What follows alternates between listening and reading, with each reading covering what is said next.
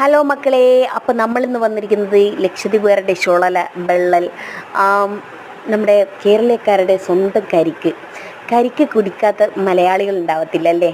അപ്പം ഈ വെള്ളം നോക്കണ്ട, വെള്ളം എൻ്റെ വയറ്റില്ല, അത് വേറെ കാര്യം. അപ്പം നമ്മൾ ഇതിൻ്റെ ഉൾവശം ഇങ്ങനെ എന്താ പറയുക ഇളക്കിയെടുത്തിട്ട് അതിൻ്റെ എന്താ പറയുക, അത് കുനുകുനാന്ന് ചെറിയ പീസായിട്ട് അരിഞ്ഞെടുക്കും കേട്ടോ.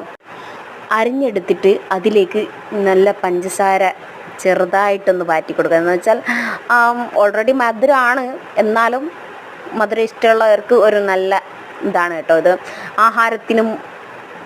ആഹാരം കഴിച്ചതിന് ശേഷം ഇങ്ങനെ ഒന്ന് കഴിക്കാൻ ഇഷ്ടപ്പെടുന്നവർക്ക് കഴിക്കാൻ പറ്റിയൊരു കാര്യമാണ് കേട്ടോ. സൂപ്പർ സംഭവമാണ്. അപ്പം ഞാൻ ആദ്യമായിട്ടൊന്ന് പരീക്ഷിച്ച് നോക്കുകയാണ് കേട്ടോ, നിങ്ങൾക്ക് കാണിച്ചു തരാൻ വേണ്ടി. പക്ഷേ ഞാൻ വിചാരിച്ചതിനേക്കാൾ അപ്പുറമാണ് ടേസ്റ്റ്. അപ്പോൾ അതിലേക്ക് കുറച്ച് ഈത്തപ്പഴം അരിഞ്ഞെടുത്ത ഈത്തപ്പഴം ഇട്ടിട്ട് നന്നായിട്ട് ഇളക്കിയെടുത്ത് കഴിക്കണം.